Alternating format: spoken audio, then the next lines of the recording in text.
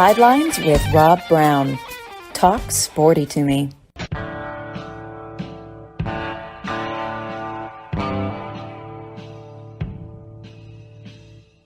All right, Rob Browne here with you on a Saturday morning college football, basketball roundtable. We got a lot of fun, a lot to talk about. I'm sure a lot of people got scoliosis, curvature of the spine, it feels like, watching so much football yesterday all day and into the night and eating leftovers from Thursday. Man, and it's Saturday, still leftovers. Everybody brings all their leftovers to their hunting camps, and it gets, man, I'm going to tell you what, it's an eat-a-thon, and we're going to get you through it. Rob Browne broadcasting live this morning from Clarksville, Tennessee, from Granny's Kitchen, new restaurant we love going to up in Clarksville, Granny's Kitchen. And Audrey and I have got Frank Duffy on with us from up in North Georgia in the beautiful mountains north of Atlanta. Jimmy, oh, my God, Frank, that is a beautiful sight. And wearing his LSU purple and gold, Jimmy Hodge up in Lake Zurich, Illinois, will be in with us. Yancy Porter checking in from the mountains of western North Carolina. I can hear the waterfall in the background. Oh, man, Yancy, or those the tears of the fans of Arkansas and Ole Miss and Florida. Man, there have been some rough games the last few days. But again, I watched that Arkansas game, and I tell you what, among Hog fans that I talked with, which was a lot of them, the honeymoon's over for Sam Pittman, 6-6. That was an inexcusable loss, and of course, Arkansas's never won in Columbia. But we'll be with you for the next 2 hours. Jimmy Ott's going to check in from Baton Rouge in the second segment. Hour number 2, Buddy Martin will be joining us, holding that Gator loyalty oath pledge, and like I just told Doug Dean before the show, not giving anybody a pass at all, and I don't think Napier getting a pass. He's there because the previous coaching staff didn't do a good job. Look, right. We're here Monday through Saturday, 2 hours every day. www.sidelines.live, 680thefan.com, the podcast park in Atlanta, Kicks 96.3 down in Alexander City and Lake Martin on the Radio Alabama Network. So let's get started, man. Yancy, I can hear the soothing sounds in the background near some whitewater, the ocean. Well, no. You're not near in the South. If you go down to the Gulf of Mexico, you're at the Gulf. You know that's a Yankee if they call it the ocean. But I hear some soothing sounds in the background. I know you had to get away from all that is going on in Oxford right now. But let's talk about what's going on with Ole Miss.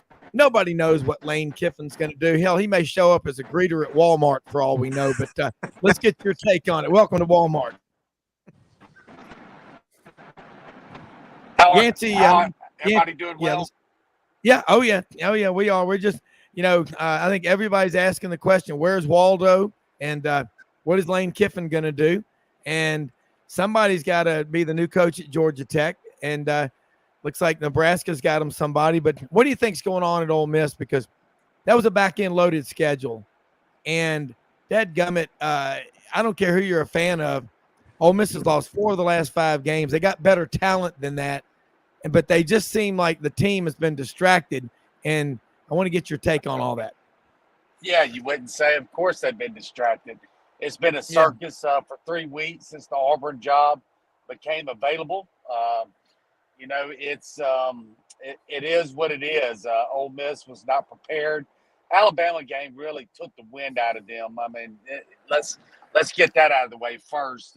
We can blame the Lane circus, and that certainly had a lot to do with it. But that Alabama game really just, they say don't let one loss affect it, become 2. It really became 3 for Ole Miss. Lane's a playoff or bust type coach. They lost their focus after the Alabama game. They put so much into that game, have first and goal to win the game, and don't come through. And then, really things intensified. The report came out before the Arkansas weekend, that Lane was the number 1 target. Then reports came out that he was interviewing with Auburn, and things just got out of control. It it kind of reminded me when a team's been announced in the old days that they're under NCAA investigation. Yep. And just a hoopla around the program. Yeah. I tell you what, the Egg Bowl week, and I giggled about this, and I was talking to Jimmy off the record the other day. There was not one post from the fans about the Egg Bowl the whole week leading up to. Not one post about the Arkansas game the whole week leading up to. Every single post on the message boards was about, is Lane going to stay or go? Couldn't help it be they couldn't help but be distracted, Yancy. Couldn't help it. Yeah, I think Oxford High could have beaten Ole Miss these last couple of weeks. I really do. They were a sitting duck. They got severely outcoached by Mississippi State, by a mediocre to below average quarterback there. It's inexcusable, to be honest. Well, I'm with you. And I obviously, in the interest of full disclosure, I'm an Auburn graduate, but I'm fair on the air. You got to be. And I'll say this, I'd be madder than a wet hen if I was on the other end of this. Okay? You talk about distractions, and it's because of the December signing period that we're in this situation. And obviously Lane Kiffin is a coach that a lot of people would like to have as their head coach. And an argument that needs to be put to bed is that Ole Miss doesn't have Auburn's money. Ole Miss has a lot of money. They're just finishing up a $2 billion campaign. Auburn's never done that. Neither is Alabama. Okay? Let that resonate. Let that soak in to people. So let's say this.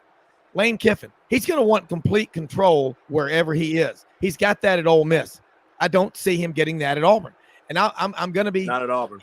Yeah, and I'm telling you, I don't know Jimmy Sexton, but I know enough about him. I mean, he worked on the floor below me for 9 years. I'll say this. He is the master at playing the game that is being played right now. Yep. Everybody's getting a raise, and he's got fans all over the place up in arms. And I remember this. We've seen this story. Remember the movie Kingpin, when Woody Harrelson's trying to, con the guy at the bowling alley to play to bowl against Ishmael Borg, and he goes, so come on, tell me, how does the rest of this hustle go? I mean, we've seen this before. Lane Kiffin may not be going anywhere, and Auburn could end up with Ishmael Borg as the head coach for all they know. I mean, they're going to get somebody good. It might be Hugh Freeze. I got to ask you, Yancy, Hugh Freeze. Nobody really knows Lane Kiffin. I mean, he's a very enigmatic type person. He's about Lane Kiffin. He does his own thing. I don't know what Auburn people would do if they found out he was at the beach for 2 weeks, not recruiting, and they see Nick Saban and Kirby Smart every other day getting a new 4 or 5 star recruit. They may go insane. So let's talk about Hugh Freeze. He screwed up. A lot of people talk about how forgiving they are, and I forgive you. Yeah, they can't seem to forgive Hugh Freeze. I mean, I don't know him. I know a lot of people that do, and people that I love and respect, and I know really well, and they love the guy. What is it about him? Kind of open up people's eyes to what we don't know. Well, he's just a genuine person. I don't know. It's hard to put into words with Hugh. I've known him very well since he was at Briarcrest, so this goes way before the years he arrived at Ole Miss. Early 2000s. Yeah, well, since Michael Orr got recruited is when I started getting to know Hugh Freeze. So it's been, about 20, 25 years, our relationship. He's lived in the same neighborhood as me for about 15 years. We played a lot of golf together. He's just such a good guy. I don't think there could be a better fit for Auburn than Hugh Freeze, and I don't think there could be a worse fit for Auburn than Lane Kiffin. I know that Lane has a sexy name, and all the Auburn fans are clamoring for him, but there is 100% no doubt in my mind, 5 years from now, who would have done the better job at Auburn and who would have been the better fit than Hugh Freeze and Lane Kiffin. Look, there's a lot of the Ole Miss fan base that are hoping that Lane goes to Auburn and they can get Hugh Freeze back at Ole Miss. Wow. So there's wow. This has really soured the Ole Miss fan base. What has happened? Lane Kiffin was probably the most popular coach of my lifetime up until 2 weeks ago at Ole Miss. Just this whole circus, losing these games to mediocre Arkansas and Mississippi State teams, being waffling back and forth, reportedly went over to Auburn and interviewed with Auburn the week of the Arkansas game, had a couple Zoom meetings with the Auburn AD there, Cohen, the Mississippi State week. Now, those are rumored. Those are not facts. Those are rumored. So that's a lot of smoke, let me say that again. That's a lot of smoke. It's really soured a lot of the fan base with Lane Kiffin. Now, having said that, we've seen this play out with Nick Saban there at Alabama for many years when he was there at Alabama at the beginning, and you see how things turned out. Lane Kiffin is an incredible coach. There's no question about that. Hugh Freeze is an incredible coach. There's no question about that. But the difference between Hugh and Lane is Hugh is so personable. He gets out. He rubs elbows with everybody. He goes and plays golf with all the important alumni and goes duck hunting with everybody. He helps fundraising. He actually enjoys the tours to get all the fans, when you go on the tours around the state of Mississippi or in Alabama, in Auburn's case, the state of Alabama with the alumni groups. There's nobody that could get the NIL money where you need to be than someone like a Hugh Freeze. I think Auburn would be making a terrible mistake picking Lane Kiffin over Hugh Freeze, but I'm certainly not the AD over there. Yeah, and I just look at Hugh Freeze, the people that know him, that actually know the guy, and he screwed up. We all know what happened. Okay, all right, that happened. And look at him, what he's done at Liberty. He's taken a program. And, that what it was weird is now they went and beat Arkansas, lost to UConn the next week. Well, this isn't, your grandmother's UConn team. This is a Jim Mora coached UConn team. But the guy can recruit. And Auburn people want a coach that gets on their Thursday show at, Victory Land. I mean, at Victory Bar and Grill in Auburn, the coach's show or whatever it is, and reaches out to the people. What y'all didn't have in Harsin. Exactly what you didn't have. And Gus would sneak in the back door for his Thursday show. Yeah. And then there's Coach Bruce Pearl would come in there and crowd surf with everybody and talk to everybody. and so I'll throw this at you. That's exactly what Hugh Freeze is. That's exactly what Hugh Freeze is. He'll come in the front door and shake everybody's hand, be genuine, remember people's names. He loves it. He loves it. And I tell you, Lane is going to be the one going through the back door. Yeah, what a person told me that said Hugh Freeze would be like Auburn's football version of Coach Bruce Pearl, and that would be interesting. Now, look, there's anybody, Doug Dean, and I think everybody would agree. Anybody other than Saban or Kirby Smart right now is a reach. Kiffin is a great play caller, but the Auburn job, they're all different. Auburn people love a coach who loves Auburn. Jimmy, jump in here. Yancy, this is great insight. That's why I wanted you to come on here. Sounds like you're trout fishing on one of those rivers in the mountains of Western North Carolina. No, I'm actually driving back. I've got my son wearing a Jeep, so there's a little bit of air. Yancy was in a car wash. No, it sounded. I love that. Hey, listen, Frank was on with us one time, and he did have a trout stream in the back in the Nantahala. It was in the Nantahala. I thought maybe Yancy was on the French Broad River, right outside of Cherokee. Yancy, when we were at Camp Deerwood as kids on the French Broad River, we'd go on these canoe trips all the time, and they used to tell us if you missed the pullout point, the next stop was the Atlantic Ocean. So I learned how to get out. They told us that about the Mississippi and the Gulf, too, in New Orleans. That's right. You don't want to get in that water. Jimmy, jump in here, man. The counselor's got something to say, and we're ready to hear it. One of my favorite statements that I've heard over the last 3 weeks was when Frank said that if Auburn called Hugh Freeze, he would say yes before he said hello. I mean, that's what would happen in that case if he were offered the job. But I've just been sitting back and taking all this in. That's why I got in touch with Yancy. I even called the fireman while he was still in Oxford after the game Thursday night. Yeah, where's Gordon? Gordon's going to get a new phone. He cannot communicate with us on this new system, so he's going to get a new phone. He's going to get rid of the cricket phone. He's getting rid of the cricket phone. He's certainly not looking for fire extinguishers. Yes.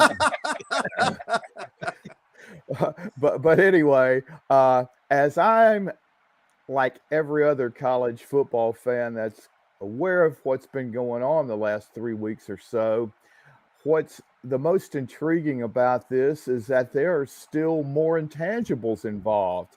I mean, what happens if A&M beats or loses to LSU tonight? Do a bunch of wealthy alumni get together? Have they already gotten together? Has there been a plan made for a possible Jimbo Fisher exit? And that would be another possibility for Lane Kiffin. And with Jimmy Sexton involved, I mean, the possibilities are endless. I mean, this is what makes this just literally like a Three Stooges episode almost. And you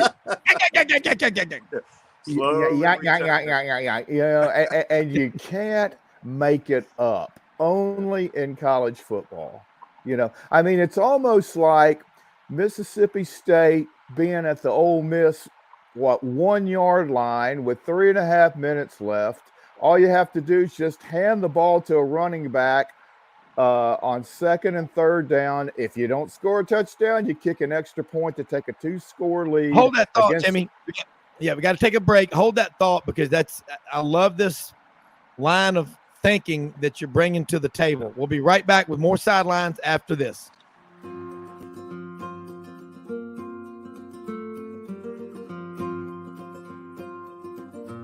Hey everyone, my name is David Wisdom. And I'm Shelby McNeil, and we're attorneys with Haggard, Cleveland, Pierce, Thompson & Short, your local Auburn law firm.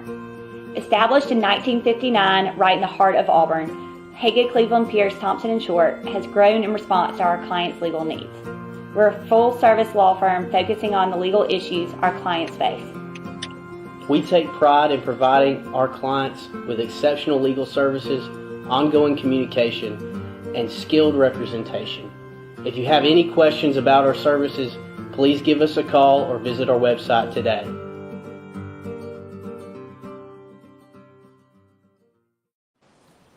Haygood, Cleveland, Pierce, Thompson & Short. That is the law. They are the law in Auburn since 1959.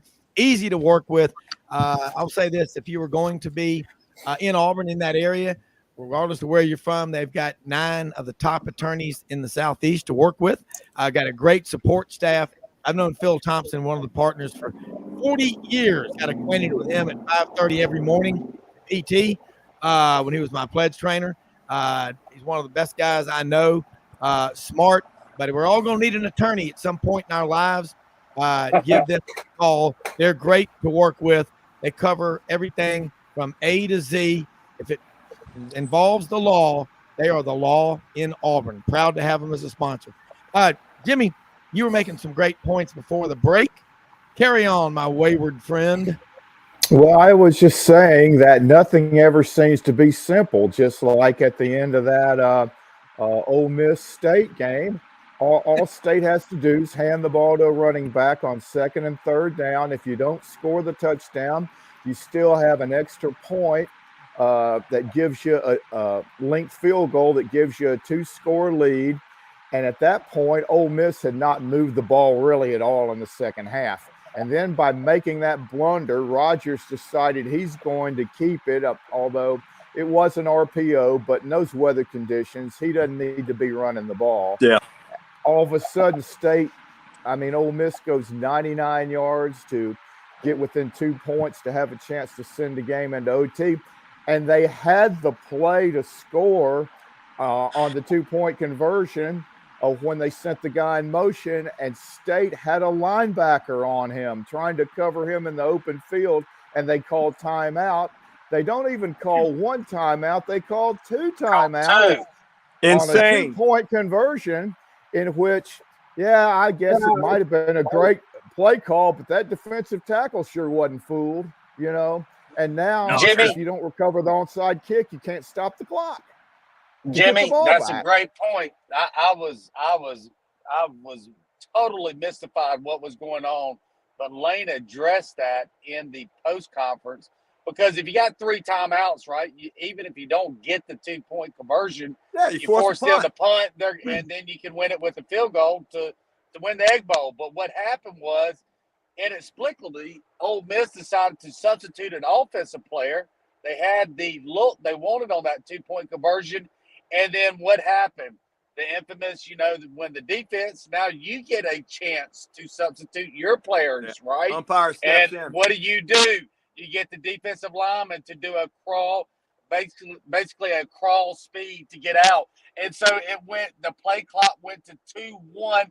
They didn't reset the play clock, Lane said at the beginning. So they had to call a timeout there to not get an expired for the 5 yards there. So that's why they originally called the timeout. And then the second timeout, Mississippi State came in a look they did not like. And so, now you got to call a second timeout. Then you come out again, and State runs a bunch formation, and you decide to do a shovel pass right into the bunch formation. I don't know if anybody realized, but Mississippi State ran a 0 blitz on every single down in the second half. A 0 blitz. And what did Ole Miss do? Nothing. No misdirections, no slip screens. How do you beat a 0 blitz, Jimmy? You do some slip screens to the right. Yeah, and you run a play action pass and throw the ball to the spot that the safety vacates. And there's nobody there. Unbelievable. Well, you know why? Because the coaches, their minds were not into it. It was a total circus these last 3 weeks. Yeah, I mean, you can see it when you're watching Ole Miss play, and you can see the look in the players' eyes, just distraction. They I mean, anybody. Yeah, and again, I don't care who you're a fan of, you don't want this happening to your school. And now what's happening? Tell you what, and I tell you what on that, there will be about 150,000 Ole Miss fans hoping that Alabama beats Auburn about 150 to nothing today. Yeah, and I tell you what, I remember this when Tuberville came to Auburn. Tuberville 2.0. I went over there to Oxford that next year, and man, that was crazy. But I mean, fans to Auburn next year, they have a. Yancy, you there? Wait, I'm sorry. Hang on a second. Are we talking about one's angst against a former coach when they go on to coach somewhere else? I think I could speak like a professional on this. Like a therapist. Yes. I got ulcers on top of ulcers for 17 years. Yeah, when you left. Yancy, let us know when you're back. Yancy may be in a low area, but I agree that, and Jimmy, you're right. And Yancy pointed it out that Mississippi State, their defense, they weren't blitzing, and Ole Miss didn't take advantage of it. That's a coaching staff. It looked like they checked out. They weren't all on the same page.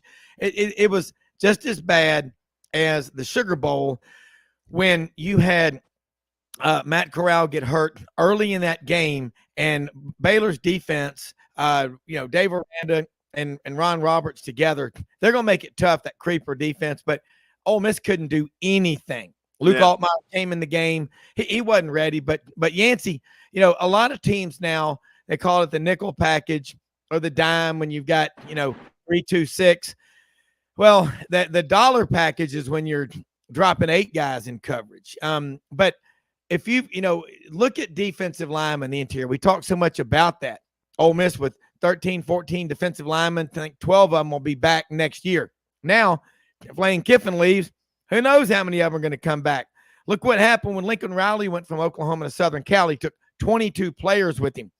You wonder if because of the portal, there's really nothing you can do. But Lane Kiffin were to go to Auburn, the one player that Auburn NIL has number 1 on their wish list, that's Quinshawn Judkins from Park Crossing. And Brian Harsin and in his infinite wisdom, did not offer that young man a scholarship. He went to Ole Miss, neither did Alabama. Quinshon Judkins is one of the top running backs in the SEC, and you can build a team around him. He's better than Zach Evans. Zach was the 5-star coming out of high school out of Houston North Shore. So, guys, Jimmy and Frank, everybody in the free world listening and watching, if I'm an Ole Miss fan, I'm madder than a dozen wet hens. Oh, they're fatigued, Rob. I got good buddies of mine from Oxford, lifelong I do friends too. from New Orleans. Yeah. That back actually one of them lives in Oxford right now. And I'm telling you what, they're so fatigued over the last 3 weeks of this. But like I said, it's almost like Tuberville 2.0. But to Jimmy's point on yesterday, when we were talking about the Egg Bowl, Ole Miss was so distracted they didn't make any adjustments. They could have made adjustments on that, and they didn't. I mean, I was just shocked. Yancy's right. They could have done slip screens. They could have done counters, and they never did. And it was almost like they were already punched out. And look, it might be a ploy. You're right. Jimmy Sexton is the king of getting more money with someone staying where they are. I mean, he's made a cottage industry out of getting saving more money at Alabama almost every other year for this, for these same type of reasons. So I'm just shocked, absolutely shocked that Lane has played this like he has. And like I said last night on our text, he's got a little Jimbo Fisher in him. He's got that ego in him where he loves to be courted. Oh, yeah. Well, think about what he did to Arkansas. Sexton took him to Fayetteville, played Arkansas, and he ends up at a press conference the next day in Oxford. And the guy, and I know Auburn people. He's good. I know him well. They're going to be much happier if they're being honest with themselves with Coach Hugh Freeze. You look what he did off the field. Okay, forgive him. A lot of people talk about, I go to church, I'm a forgiving man. Well, forgive him. Okay, the guy can flat out coach. If he screws up again, you know what? He'll pay for it. But I'll tell you what, you talk about a guy that Auburn people will love, who absolutely will embrace the Auburn traditions. Go to Toomer's Corner. Go duck hunting with you. Go to your dove hunts. Go down to the beach and visit with people. That's him. All my Ole Miss people, first off, nobody really knows Lane Kiffin. He's a great coach. But Hugh Freeze is more of an Auburn kind of guy who will recite the Auburn creed and probably know it word for word before the kickoff of his first game. If Auburn gets Kiffin, maybe he grows into that. Maybe he becomes a guy that goes, I fell in love with Auburn, and I realized, as Shug Jordan and Pat Dye would often say, ain't nobody, ain't none of you ever going to be bigger than Auburn. Don't you ever forget that. Yancy, hopefully you're with us riding on the city of New Orleans. All right, you're back. I'm actually in the state of Alabama right now.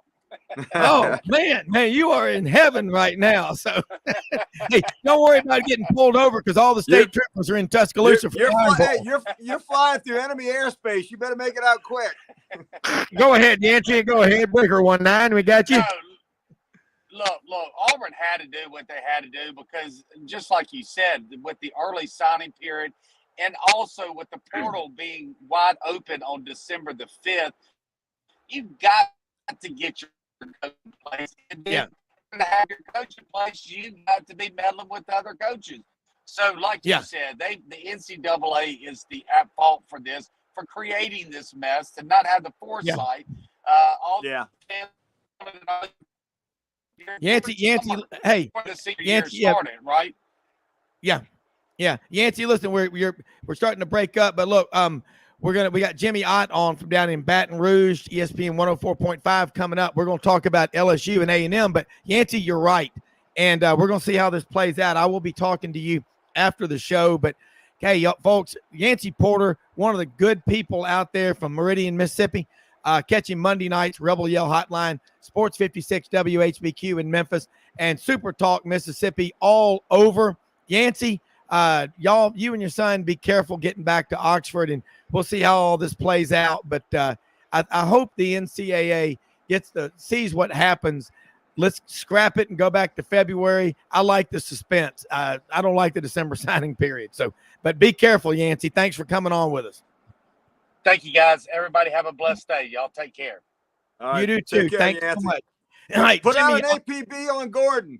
Yeah, well, Gordon's got to get him a new phone. This new system we use for the show, Gordon is unable to communicate with us, and he being, Mildred is his IT specialist. It makes it tough. But we got Jimmy Ott, man, from ESPN 104.5 in Baton Rouge. Frank, I don't know if you're familiar with the Bet Rivers podcast. Man, that is Jimmy well. Yeah, Jimmy is Jimmy. We're looking for Jimmy. Jimmy, let us know when you're hooked up in there. It looks like he's attached to Apollo.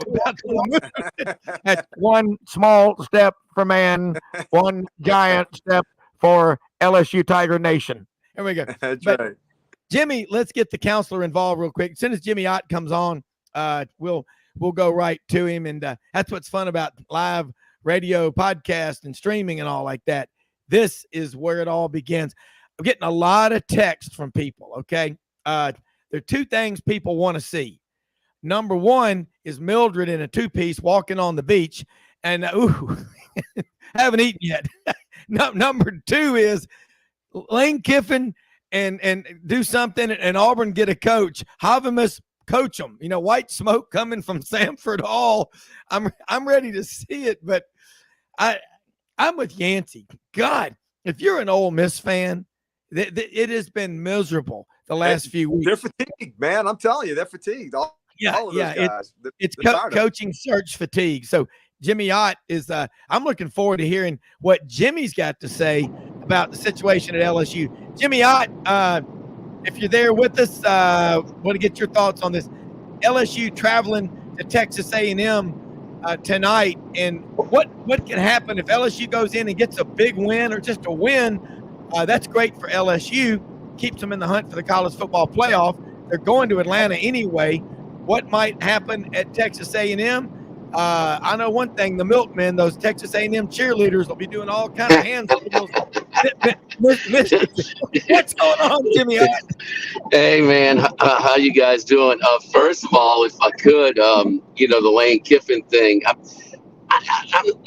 not going to try and tell you what I think where he's going or if he's staying or where he's certainly got his, kind of looking out there and putting his feelers out there. Is Auburn the best job he can get right now? Maybe. Is the best job he can get the next couple of years? But I'll tell you one thing I do know, and the past couple of years, and nobody was better in game management when it was 4th and 1, 4th and 2, 4th and 3, whether it's at their 5 or his 5, he never hesitated. He always had a play, and he ran tempo. And a lot of times it was quick running plays, quick snap running plays, but nobody hesitated. And then with a 15-play notice, knowing he's got to go for 2, he burns 2 of his 3 timeouts before a 2-point conversion, when if he doesn't make it, he is still very much in the game with a minute and a half and all 3 timeouts. That is out of character. That is a guy that's got his mind somewhere else right now. So that's what I do know about Lane Kiffin. I was shocked when he did that on Thursday night. I'm doing a lot of sports gambling content, and Rob, my schedule's busier than ever with being a national content manager for Bet Rivers, whipping out 12 to 14, gambling podcasts a week and things like that on their podcast network. And, one of my pet peeves. Yeah. Frank, Frank, Jimmy drop. Yeah, we'll get him back in a second, but he's talking about all the podcasts, doing about 12 or 14 of them a week. And, Jimmy, here he comes. Jimmy, come on, bring him back in. There's so much interest in all this stuff, with people wanting to bet and all. So, Frank, the curtain's been pulled back, right? The old Wizard of Oz, they've pulled the curtain back, something that's always been going on. Football gambling has always been around. It's been the mother's milk of sports, NFL, college football. And it's just now being acknowledged. It's not the pariah that it used to be. And look, this even goes back before all these states started, passing the sports gambling laws. You had it when Vegas set up Brent Musburger, brought him out there for round the clock, media on sports betting. So no, it doesn't shock me that Jimmy and them are doing this. It's now out of the closet. It's not a pariah anymore. And it's always been that way. I mean, you go back to Brent Musburger and Irv Cross and Phyllis George and Jimmy the Greek when he would have his check marks. I mean, we knew what that was. Frank, hold that thought. We're going to hold that tiger. We're going to be right back with Jimmy Hodge, Frank Duffy, Rob Browne after this. Hey y'all, it's Ainsley from Hewlett & Dunn, just coming to let you know about our new collection of boots. It's going to be our dress boots. They're the Horsepower collection, and they're genuine exotic leathers and really comfortable. Comes in all different sizes and patterns, so come check them out.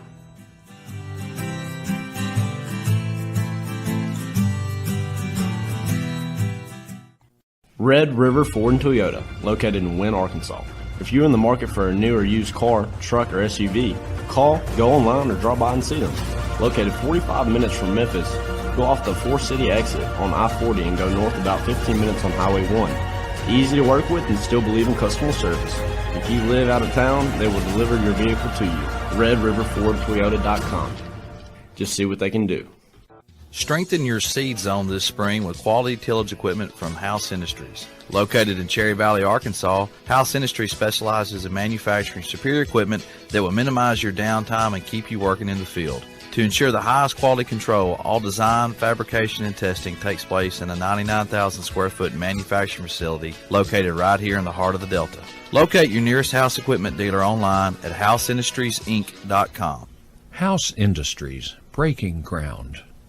Sidelines with Rob Browne. Talk sporty to me.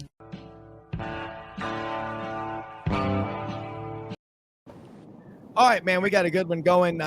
Jimmy Ott Mobile, Bet Rivers podcast, and Jimmy Hodge, Frank Duffy, Rob Browne. Frank Duffy, I know you got a question or two for Jimmy Ott. Go ahead, Frank, from the mountains of beautiful North Georgia in Jasper. Well, Jimmy, I'm sorry I'm not going to be over there in College Station. The last time I went to a game there was the 7 overtime game. I think I hyperventilated and passed out about 3 times during that, that game. What do you see tonight? Look, we just got to win over in College Station. Look, Texas A&M has the #1 recruiting class. They're still dangerous.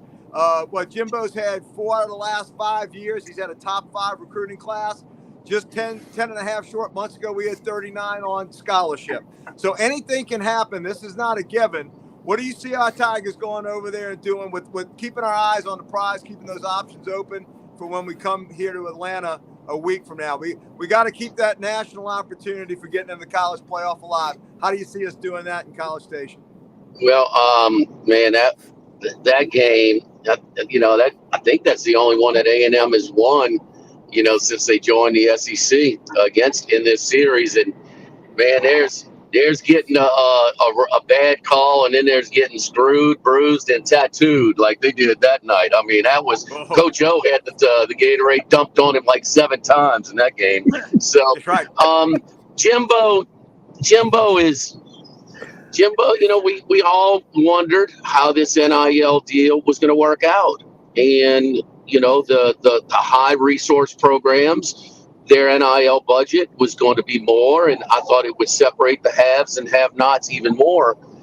I don't know if it's helped some of the lesser programs, but I can tell you this: there's never been more double-digit underdogs win outright in college football ever, and you had 6 of them last night. Whether it's South Carolina, Navy, Indiana, I mean, all over the place last week, and it wasn't a ton of rivalry games. A&M is no balance right now in there, and why do you want to come here? Our great facilities, our great staff, our ability to compete, our game day environment, our winning tradition, and our NIL. Well, they were all NIL, and there's no balance to their roster, but their roster makeup, and it's kind of backfired on them when. That's fine when you can front run and things are going good. But, man, when it's tougher when you hit with some adversity and you have some struggles, and then, man, you separate the front runners from the guys who got a lot of guts, and pride, and got their heart in the program. Jimbo's a great guy. Jimbo's my neighbor when he lived in Baton Rouge, and I mean, even with the $90 million contract, if I run across him, he'll give you the time of day. But some of the things that come out of his mouth this year. No doubt. No, I mean, nobody dislikes Jimbo in Baton Rouge. I mean, as far as that goes. But dude, the game, the offensive game has passed him by. I mean, at some point, you got to evaluate a quarterback, develop a quarterback, and put him in a system that's going to make it. They are horrible on defense, and that's his specialty. For him to say, I might have to give up my play calling responsibilities, that's not Jimbo Fisher that I know. I mean, Rohan Davey does a weekly show with me, and he's like, that ain't Jimbo, man. That ain't Jimbo. I mean, Jimbo's a highly confident guy, and his confidence is shook right now, as it should be. I mean, they have a worse record than Vandy in the league, but I do fear them in this spot a little bit. I mean, this is their bowl game. They tried to shove that big-ass gaudy boot down our throat and tried to manufacture an Arkansas-LSU rivalry. The LSU A&M rivalry has a little teeth. That's got a little teeth. And so it goes back to the series in the 80s and the 90s. It's a border war. These teams recruit a lot of the same players, both in Texas and in Baton Rouge. How about that A&M decommitment that's wearing number 40 for the Tigers right now? He ain't too bad. So, I mean, but if they get on them, can they put them away? But something says that A&M would take a lot of pleasure in wrecking LSU season right now. And so I fear them. I was when I got cut off earlier, I was talking about the early lines that came out in the summer. I'd like to tell you that I took LSU plus 16, where it's now LSU minus 10 at that point, but that's how off the expectations for both of these teams. That's a 4-touchdown swing from the summertime to now on that point spread, and that thing doesn't move like that very often. Yeah, Jimmy Hodge. You're right. What Jimmy Ott just said is a brilliant take. You jump in here. Well, Jimmy, what I wanted to find out was what your individual take is, because everybody else has given theirs on the fact that, or the possibility that, A&M boosters will get together and pull the plug or provide the $86 million buyout to jettison Jimbo out of College Station. And I also wanted to get an idea what your theory is on why, when Jimbo was a coordinator, he did a great job of developing quarterbacks at LSU.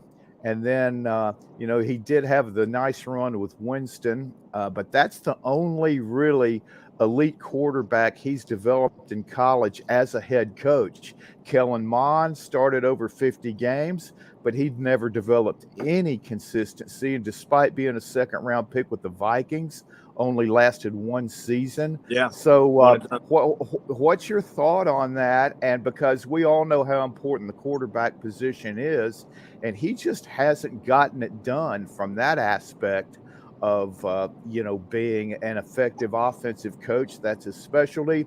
And do you think Jimbo remains the coach if A&M loses to LSU tonight, which is highly likely? 86 million tells me no. What tells me that they have a shot. What tells me they have a shot. Well, it's 76 million next year, and it's 66 million 2 years from now. Everybody wants a return on their investment. I know those people aren't happy. But damn it, man, if anybody's going to do it, I mean, Auburn leads the country in paying coaches not to coach, but A&M can make up a lot of ground real quick. So they got deep pockets, Jimmy. They got deep pockets. I'm well aware. I'm not, but if you ask me to predict, I would say he's under a ton of pressure for next year. But Damn we'll right. see. We'll see. Hey, I think what's happened to Jimbo. They're one missed field goal away from being 0 for in the SEC. If that think what's Arkansas happened to- kick doesn't hit it. Yeah. I think what's happened to Jimbo Fisher is the same thing that's happened to guys like Chip Kelly when he was at New Hampshire and then went to Oregon. It was very fresh, how quickly, how high tempo they were. I think it's the same thing but then everybody started running tempo. And what's happened maybe to Rich Rodriguez when he was running read option, with Pat White. Well, everybody runs, read option now. The game has changed, and Jimbo has not evolved his offense. It's a tight end, pro set, and a lot of running between the tackles and play action off of it. But you're right, Jimmy. He got E.J. Manuel and Christian Ponder drafted in the first round. Those guys aren't first-round talents. And that's how good of a job he did to develop. My buddy Rohan Davey, he's got the interesting perspective that he played for Nick Saban and Bill Belichick. And he said, man, I don't know. I just think the game has evolved, and a lot of the quarterbacks are running spread in high school, and then they're going more to a conventional offense in College Station with Jimbo. So I just think he hasn't evolved. Yeah, and that's a problem. I mean, and Jimmy Ott, your take, and everybody on here making great points. And to get a perspective from Rohan Davey, the throw-in Rastafarian from Hialeah, Florida. I mean, you're right. Bill Belichick, Nick Saban, he's seen from two of the greatest of all time. And I got to say this too, Damian Craig, that was the quarterback at Auburn, we all remember. And also what he did with Damian Craig was pretty cool. And he had success there 93 to 98 at Auburn. And Patrick Nix was there.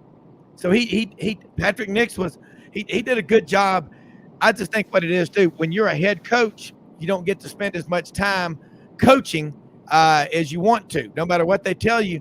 And Chip Kelly used to be hands-on at Oregon, goes to the NFL, and now you're starting to see him take back over at UCLA. They're 9-3 this year, but everybody I know that knows Jimbo Fisher loves the guy. And I watched him at SEC Media Days this year out on the floor at the Chick-fil-A College Football Hall of Fame. Jimmy Ott and Philip Marshall and all these people that I respect, just there's a personal rapport that very few coaches have with people. And so it's not anti-Jimbo Fisher. I guess my gripe is the $95 million contract, and then you're not getting the results.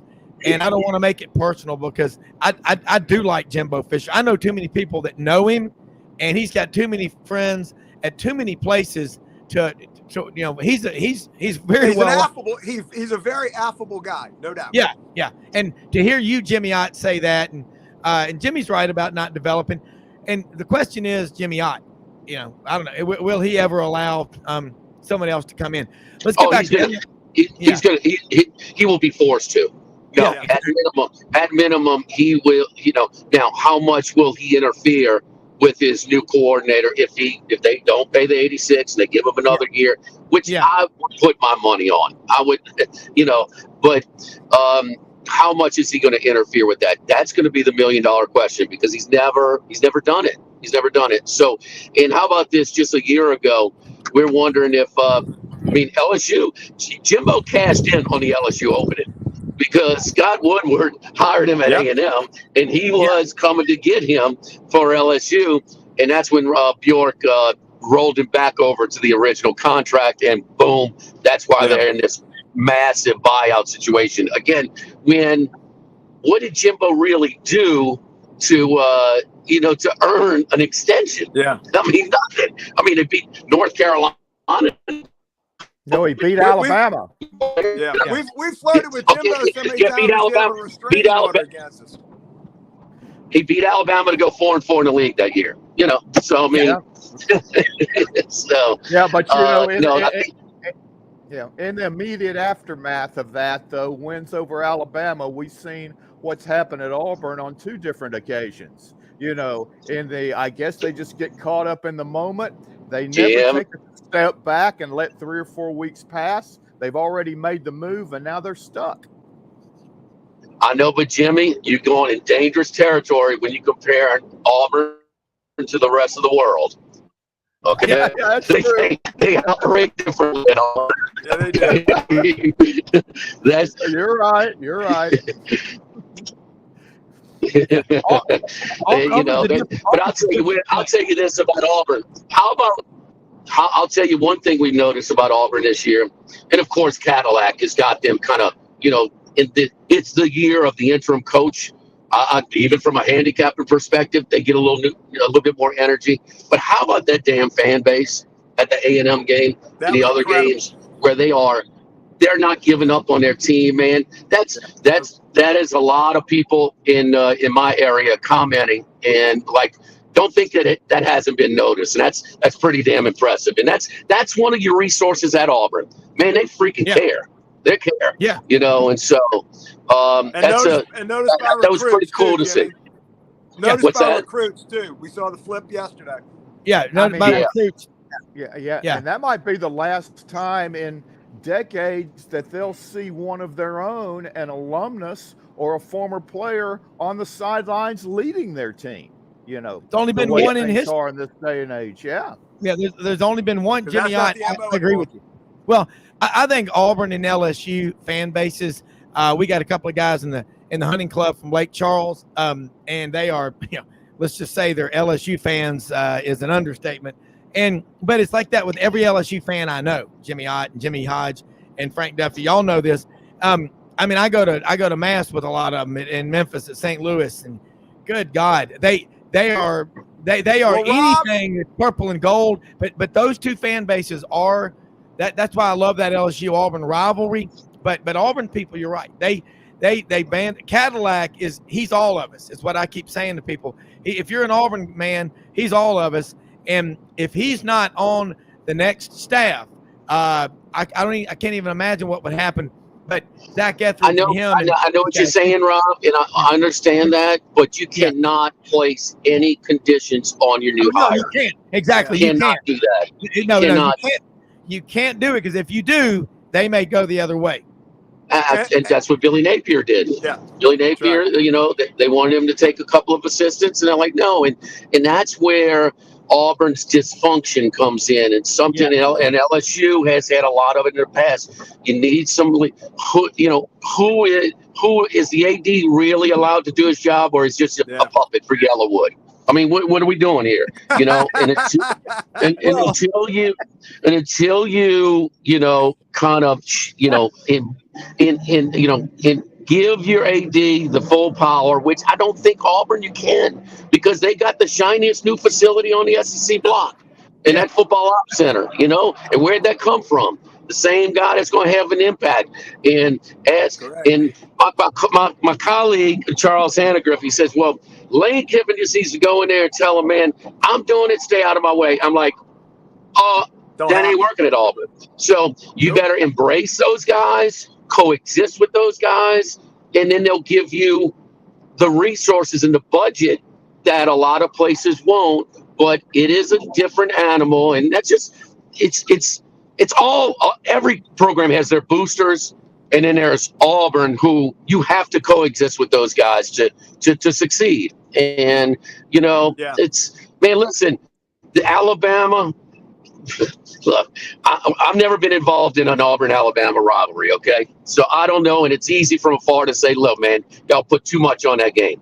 But, I mean, it's tough freaking going when you're at Auburn and Nick Saban's at Alabama. I mean, you can be damn good and just not be as good as them. So, but that's easy for me to say, and somebody who's not right in the trenches of that rivalry. Well, and the thing, we're about to take a break. We're going to come back just a few more minutes with you, Jimmy. But the thing about Auburn is you've got to also beat Georgia. In the last 40 years, it's 20-20. Auburn 20, Alabama 20 wins. But in the last, 15, 20 years, Auburn has really slipped in the Georgia rivalry. That's really hurt them. We'll be right back with Jimmy Ott talking LSU. Hold that Tiger after this.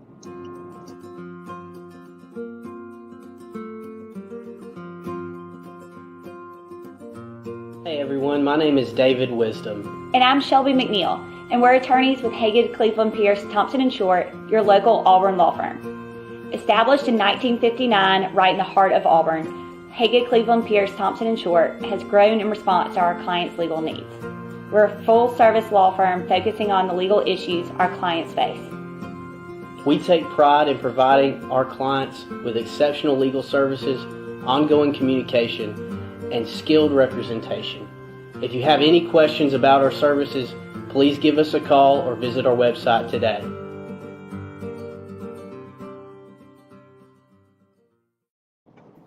Okay, back with Jimmy Ott. Jimmy, on LSU, Brian Kelly, the first year, it's been, and Jimmy Hodge and all of us were talking, and Frank Duffy and by on the show, what a great hire that was. Everybody thought it was going to be Lincoln Riley, and then Brian Kelly shows up to the podium as the new coach.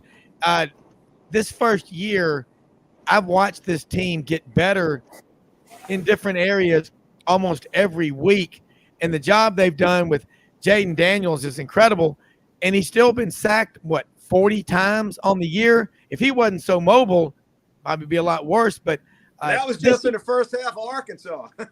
Yeah. Jimmy, how different is it? Coach O, I don't know if you still have him, on your show, and he's a guy that everybody loves, and he took his eyes off. We all know what it just didn't work out, but he is as LSU as it gets, and brought a national championship there with Joe Brady and Joe Burrow and all that. But the LSU people, I think people misunderstand. If you get down there and you understand the culture down there and respect those people, which I love. My great-great-grandfather lived there for 20 years in Thibodeau. And I'm telling you, they are incredibly passionate people. I mean, you get down there and you embrace them and you show that blue-collar working-class ethic, they're going to back you. And I think Brian Kelly is going to be there for a long time, Jimmy Ott. I mean, if you had a chance to spend much time around him? No, not too much. But after Les Miles and Ogeron, listen, we love characters as much as anybody, but the LSU fan base was tired of the cartoon characters and ready to get somebody a little bit more buttoned up. And Rob, that's all nice and good, but you know what they like more than that? They like winning, okay? Yeah. And all that other crap don't matter if you don't win. You're right. And especially that first week in November. And he is playing with the house's money right now. Yeah. And it's a free roll. And, they know they're underdogs against Georgia, but, I mean, it took Nick Saban to his second year, and they lost 3 games in 2001 on their way to winning the SEC championship, knocking Tennessee out of it. Whether it's Urban Meyer at Florida or Bob Stoops at Oklahoma, that was their second year. But this is a strange year in college football where 5 of the top 13 in the committee's poll this past week are first-year coaches. And this is an incomplete roster at LSU.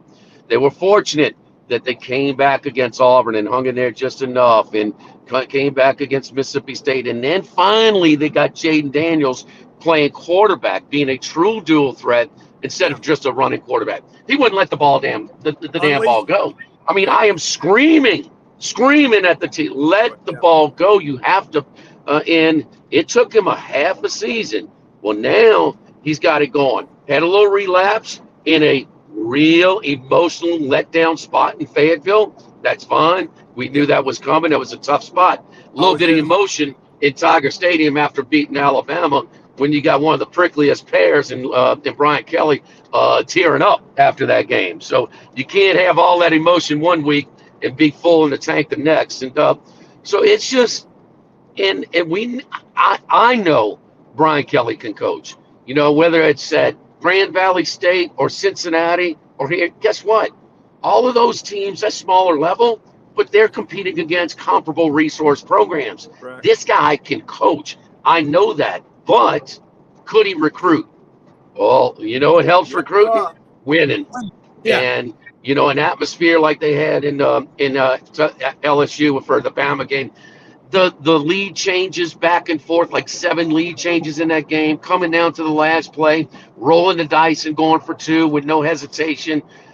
that was one of the most memorable nights in Tiger Stadium. It's just a matter of us, the historians, are kind of how we rank it. But we've had a little while to digest it, and man, that you know, he's got people really excited, way more than he's introduced to the basketball game, and he puts on that fake Southern accent, said, me and my family, and all that BS. Look, just win and coach. And the biggest thing you want to evaluate the first year coach, how they progress and develop over the course of the season.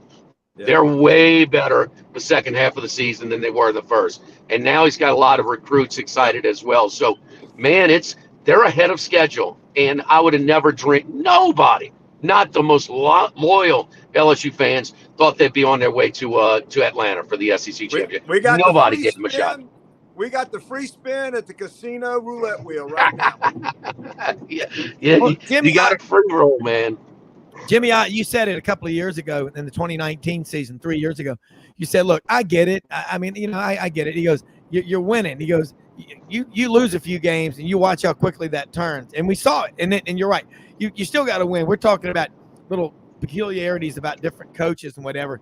If they're winning, nobody's ever going to accuse Nick Saban of being warm and fuzzy, but he wins. Winning cures all. Like winning cures everything. Just like good landscaping can overcome a lot of architectural sins on an ugly house or location. So, Jimmy, last question here.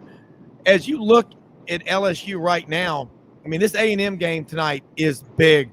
Just give us a score, what you think's going to happen, and also let people know how we got a lot of people constantly asking me, and I know your schedule's busy, but we love having you on every week if possible because you're one of the best. You've been there with us from the beginning, and you're a truth broker, man, and you're funny as hell, but you know the sports like very few people do, not just football and basketball. So open their eyes to it, and we want to send business your way. Jimmy, you there? Did he drop? Man, I appreciate it, Rob. Good to talk to you guys. My schedule's a little busy. Yeah, y'all got me? Yeah, we got you now. Yeah, let people know how they can follow. All right, guys.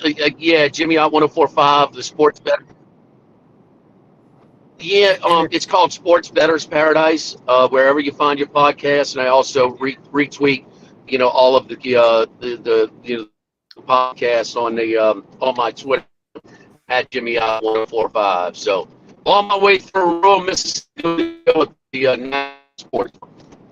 Getting over to Natchez. Okay, well, Jimmy, be careful. We'll look forward to having you on here again soon. Have a great weekend. Go Tigers. Yes, sir. Go Tigers. I tell you one All right, thing, guys, man. y'all be good.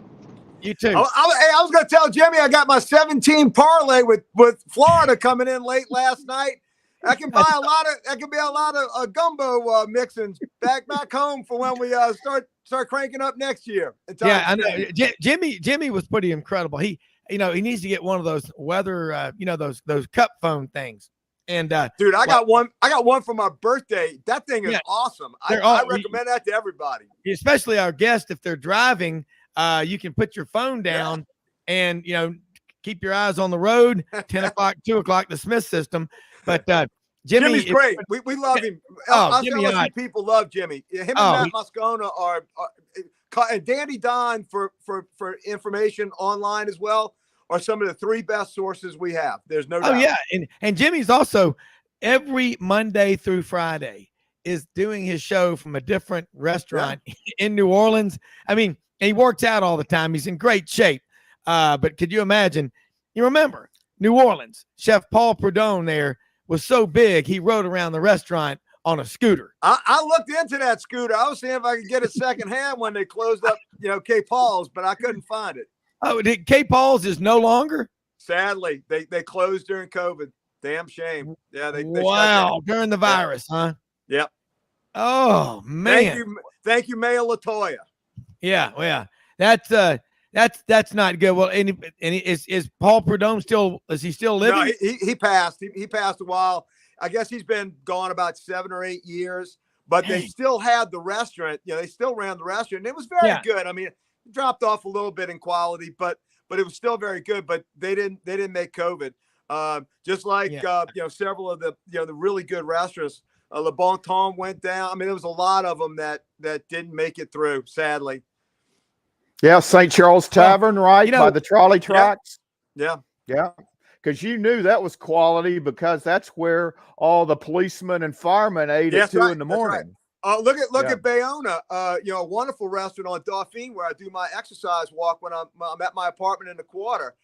They just started coming back. So, the COVID hit New Orleans hard. It hit the restaurant industry hard. My good friend Dickie Brennan, I was having bourbons with him at his bachelor house overlooking the Mississippi River. And I said, Dickie, I don't know how you guys stayed up. It was like being a heavyweight puncher just getting pummeled in the corner. He goes, Frank, I don't know how I did it. I don't know how we did it. Well, you look at that John T. Eds did that deal, True South, about New Orleans coming back, after Katrina. And we haven't seen it, after the virus. And, it's really starting to come back to life. The Quarters start, my apartment has that balcony overlooking Charter Street, and it's starting to really come back to life.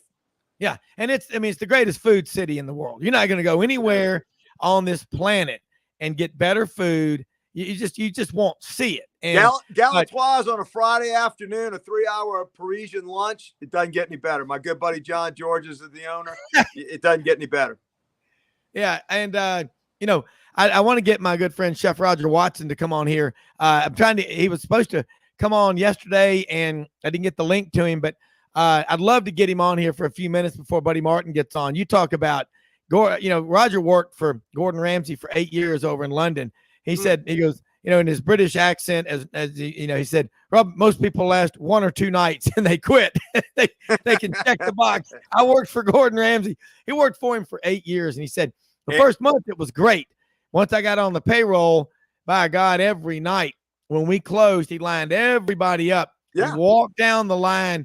He knew your name, of course. He knew the name of your wife, your husband, your children. He knew everything about you. And he said, let me assure you, when you see him on TV, on these shows, they have edited the daylights out of it because that is language that is reserved for such special people as a drill instructor at Paris Island when the big gray bus pulls up at 11 at night. Welcome to Paris Island. I woke up this morning. You're in the custody of your mommy and daddy. From now on, you will do as you are told. Put your feet on those footprints, recruit. Yeah, put your feet on those footprints. I will tell you, footprints. that's like New Orleans restaurants, Rob. Yeah. They're tough. If you're not good, you're out of business in about 6 months. You got about a span of 6 months. Might even be earlier than that. Well, I look at New Orleans as far as a city, and Jimmy talks about it for the Final Four: San Antonio, New Orleans, Indianapolis. I mean, these are the cities where you can walk around and get everywhere that you need to go. And that's the beauty of, having these events. You got to have them in the right city. And Jimmy pointed out yesterday, hey, a college football playoff, the national championship game, put it in a place like Dallas. Don't try to be cute and put it in a place like, Kansas City or, Detroit or somewhere. Dallas could handle it. By the way, we've been in, a lot of national championships, my LSU Tigers. I don't know if I can actually make a national championship game if it's not New Orleans. I don't even know how if I knew how to get there. Every one of ours has been in New Orleans. Even going back to 1958. The Sugar Bowl. Jimmy, you're going to win it if you play there. Yeah. Well, except for one.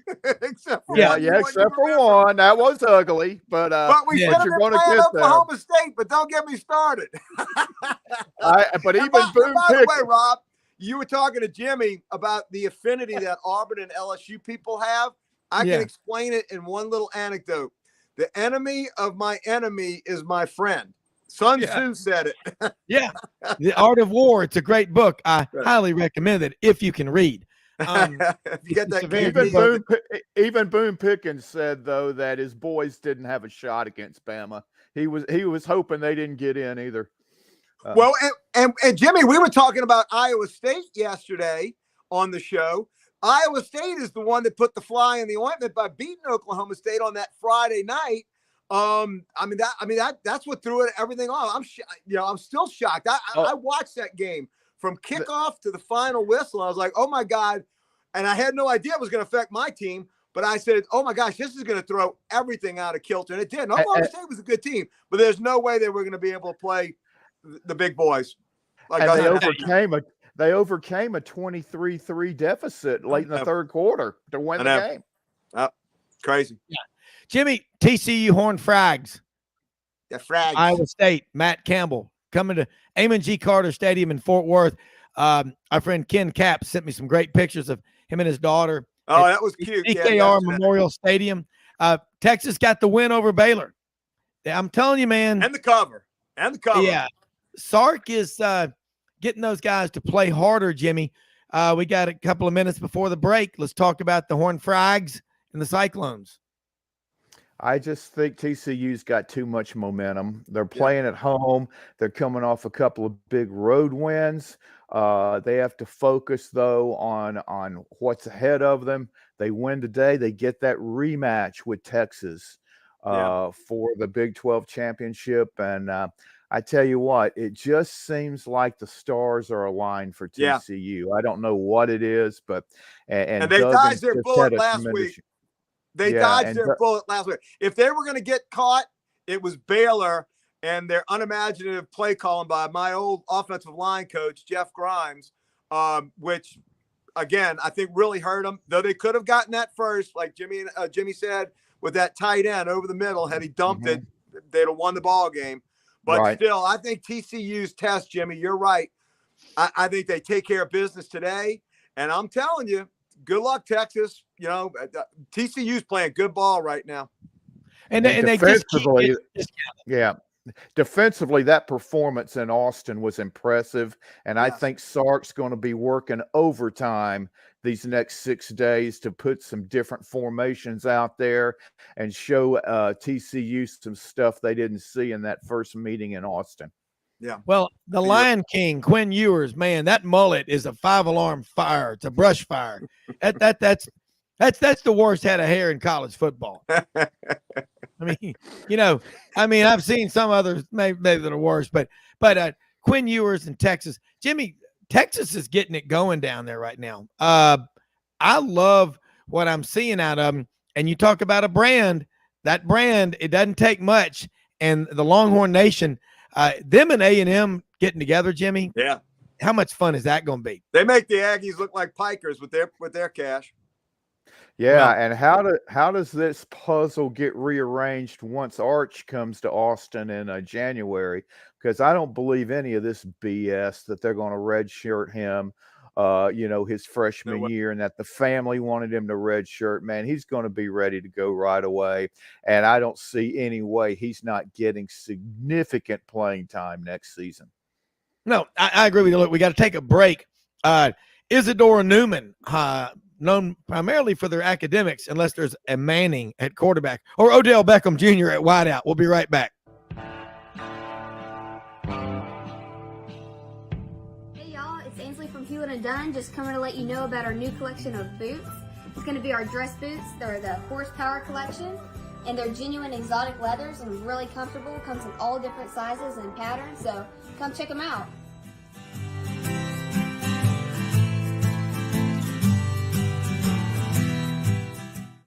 Red River Ford and Toyota, located in Wynne, Arkansas. If you're in the market for a new or used car, truck, or SUV, call, go online, or drop by and see them. Located 45 minutes from Memphis, go off the 4-city exit on I-40 and go north about 15 minutes on Highway 1. Easy to work with and still believe in customer service. If you live out of town, they will deliver your vehicle to you. RedRiverFordToyota.com. Just see what they can do. Strengthen your seed zone this spring with quality tillage equipment from House Industries. Located in Cherry Valley, Arkansas, House Industries specializes in manufacturing superior equipment that will minimize your downtime and keep you working in the field. To ensure the highest quality control, all design, fabrication, and testing takes place in a 99,000 square foot manufacturing facility located right here in the heart of the Delta. Locate your nearest House equipment dealer online at houseindustriesinc.com. House Industries, breaking ground. Sidelines with Rob Browne. Talk sporty to me.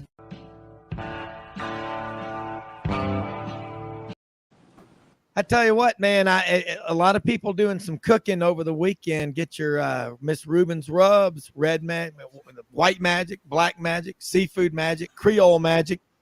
If you like making briskets, which MJ will tell you is the most inexpensive part of the cow, that brisket, man, takes about an hour a pound. You got to go slow. He likes to have the wind the right direction, the temperature and everything, but I mean, I still look back to the August 20th brisket that he made was so good. It was borderline erotic. It was so good. it was, I mean, if you're walking the green mile, as Gordon likes to say, coaches are, the firemen always on the lookout for smoke because there could be fire or a firing. But those Miss Rubin's rubs, the black magic and the white magic together on a brisket, just do it. Follow me on this one. White magic and black magic. But MissRubins.com. Also, May Veterinary Clinic since 1964. Great folks there in Tuscaloosa. Dr. Wayne May started the clinic 1964. Tuscaloosa and Northport. Dogs, cats, and all critters. They even have a doggy daycare facility. Cats are welcome too. And if the cats are, mates that live together in the same house, they have connecting cat condos.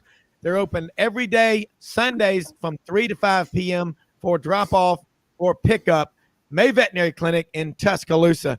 Proud to have them.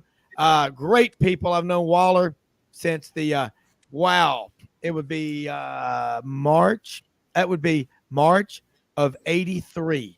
Waller, great American. So is Todd Foray. So is Tate Davis. Great Americans. It is Iron Bowl day today, guys. Auburn, 21-point dog in Tuscaloosa. Cadillac is taking the Tigers up there. You know one thing, they'll play a full 60. Is that going to be enough to overcome an Alabama team that's way more talented? That's why they play the game, as Jimmy always says. They don't win them on paper. That game is a full 60 minutes. But one thing that I hate to see is when Auburn's coaches – or on the way out the door, it never ends well. Yeah, especially historically in Tuscaloosa. And that's the thing about it. So we'll see how this one works out. But So bottom line is, you get down to this Iron Bowl. Jimmy, is there a path for Auburn to win this game today? That a realistic path? How could it happen? Because 95% of the time in the Iron Bowl series, the better team wins. I can name the upsets, but I want your thoughts. They're rare. Yeah, early turnovers. And if Auburn was able to take advantage and get a couple of scores early, I was at the 2002 game where, Auburn was starting their four-string tailback who, had a huge game. Yeah, they jumped out 17-0, and nobody knew at the time except Franchione and his family that he was leaving to go to TCU, and that's the one game A&M. that I can remember. To A&M, he came from TCU to Alabama, but he had basically just made the deal, in the dark, really, without anybody knowing. And I never even met with his team to tell them. He just took off and was gone. But again, the preparation wasn't that good. But also, though, despite Auburn having some injuries, their talent level was much better, I think. And now you really don't have a passing game to speak of. And if you're Alabama, you're putting 8 guys in the box. You're playing press man coverage on those receivers and Darren Ashford to beat you, throwing the ball. But in passing situations, though, you cannot overrun him and give him big spaces to, if he escapes the sack attempts, to really hurt you there. But if Alabama just focuses on that type of scheme, not allowing Ashford to hurt you with his scrambling, I think they're going to be in good shape. And also Bryce Young, Will Anderson, and those guys that are going to be in the NFL draft, they do not want to leave a legacy of losing to Auburn in their last game at Bryant-Denny. I think it's going to be tough, Rob. I think Auburn will play competitive in the first quarter, maybe quarter and a half. I think Alabama's going to separate. I think Auburn, if they've got a shot, Robbie's got to actually stretch the defense like he did against LSU. They've got to hit a couple of long passes. And to Jimmy's point, they've got to have a couple of short fields. If they don't get a turnover or pin Alabama deep and then, get a punt like about the 50, they need short fields today. And there's like very little margin for error. And to Jimmy's point, Alabama's kind of ornery right now. They're gonna want to hang one on Auburn, and you're right. I mean, we did have like in '84 and '86 when LSU needed the lesser team to win. They did, and in both cases we were able to go to the Sugar Bowl. But those uprisings by the lesser team coming into the game are extremely rare. So I just see Alabama having too much for Auburn, and I don't think I'll bet it because I don't want to lay those points, but it wouldn't shock me that Alabama's a 35-10, 42-14 type game. Well, I mean, look at the records. Pat Dye's last game lost 17-0 in Birmingham. Terry Bowden didn't make it to his last Iron Bowl. He got, was gone halfway through the season after the Mississippi State loss. But interim coach Bill Oliver got Auburn out on top 17-0. Then Alabama came back and won, I think, 34-17. Then you look after that at Tommy Tuberville's last game. I think they lost 38-0 in Tuscaloosa. Gene Chiswick's last game was 49-0 or 49-7 in Tuscaloosa. And Gus Malzahn's last game, before he got fired, because remember they played that game and then played Mississippi State a week later in the year of the dreaded virus. Correct. In Tuscaloosa, Alabama won 42-13. It just doesn't end well. Now, Brian Harsin, like Terry Bowden, didn't even make it through the season. Okay, they pulled the hook on him. Yeah. Cadillac is going to go up there. He'll have that team doing the very best that they can. But as our friend Chuck Oliver, Southern Sports Today over in Atlanta, said before the season on this show, I can't remember the talent gulf between Auburn and Alabama being this wide in 40 years. Chuck's an Auburn man. I knew him at Auburn. We both were at Weagle together. And I just the talent that's the difference. It's not a personal attack on Auburn, whatever like that. But I'm going to show you this. Auburn is doing stuff behind the scenes. The On to Victory NIL Collective, Ever to Conquer, another group that's been put together. It's been an easy run for Alabama and Georgia and Auburn's rivals the last few years as Auburn sat aside on the curb and really wasn't a participant in recruiting. That's about to change. Auburn's about to get back in the fight. Harsin was asleep at the wheel. But here's the best part for Auburn. Yeah. Never in the history of college football is it easier to right your ship. Yeah. I mean, look at LSU. We had 39 scholarship players. We got embarrassed by Kansas State. Yeah. I mean, it was so bad. I don't even know where the hell the bowl game was. That's how bad it was. This was 10 and a half months ago. By the way, if we're not in the playoffs, I want to meet them in a bowl game. That's what I'm hoping for. Auburn's got that ability with NIL, with the transfer portal. The new coach that's going to come in, they can build that up. But you're right. Mm-hmm. I think Chuck Oliver was right. 40 years of talent. There has never been a bigger gulf. And you got to give Saban that. Saban still keeps cranking them in, these incredible recruiting class. Alabama's up at the top of the recruiting level again. Top 6, top 7, and they always get those late flips. Saban turns them. So, but now Auburn can get back into this very easily. They can rebuild that gulf. They can do that. Yeah, and what $92 million facility.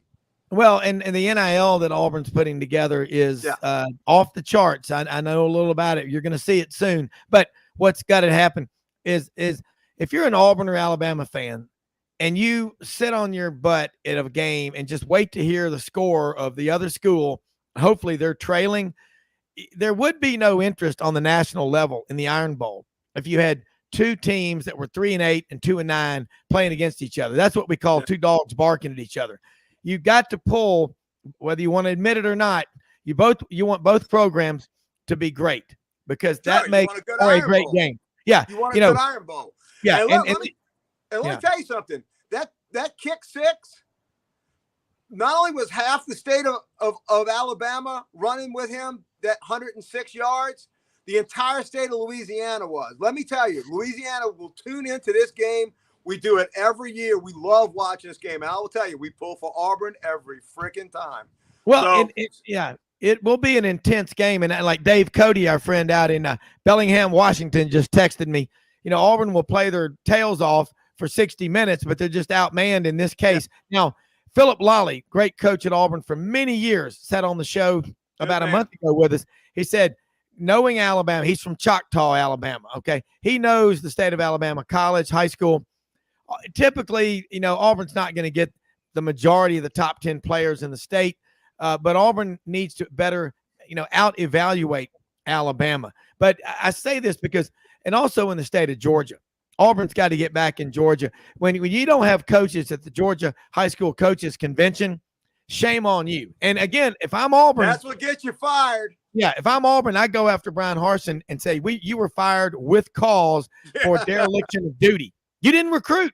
If you're Auburn's opponents, Auburn's had a sign on the back that says "kick me" in recruiting the last couple of years. You're already seeing with Cadillac, and again, Jimmy Ott's right. You can't put conditions on a new coach coming in and say, you've got to keep this assistant and that assistant, okay? Even Les Miles was smart enough to recruit Georgia, and Auburn's next door. You've got to get into Georgia, and you got to get back into Florida. There's so much talent in Florida, and those are the big three states for Auburn historically. They'll get some out of Mississippi and Tennessee and South Carolina, but it's AFG, Alabama and Georgia. Look, the Athletic last year came out with the all-time Auburn team of players that were high school players from Alabama and the all-time Auburn team from the state of Georgia. That Georgia team had a pretty darn good backfield. Cam Newton was the quarterback. I think you had Kenny Irons, James Brooks, and William Andrews as the running backs. You had Takeo Spikes at linebacker. You just think about Craig Ogletree at a linebacker.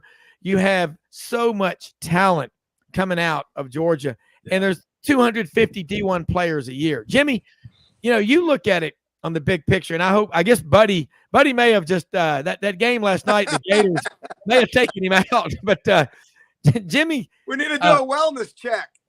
Audrey, do a wellness check on Buddy Martin because Buddy never misses, and hey, it is Thanksgiving weekend. I think the food coma is a real thing.